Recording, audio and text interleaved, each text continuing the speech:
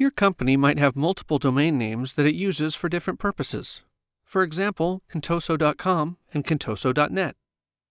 In our case, we want to add a different spelling of our company name because customers have already been using it and have failed to reach us. Let's see how to add another domain name.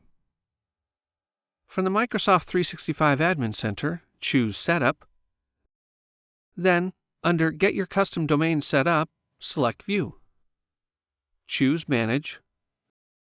Then, Add Domain. Enter the new domain you want to add. Select Next.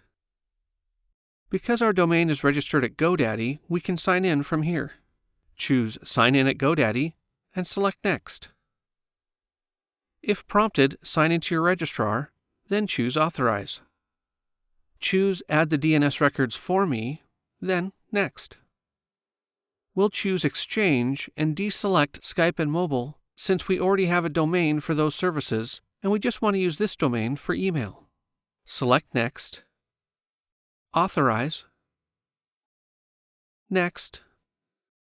Then Finish. Your new domain has been added. In order to receive email with this new domain, you'll need to add it as a new email alias for each user. Select Users, Active Users, then the user you want to add the email alias for.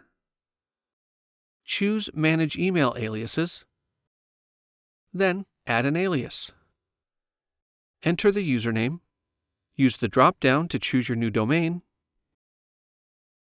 select Save Changes, then close the windows. Repeat these steps for everyone who should receive email with the new domain.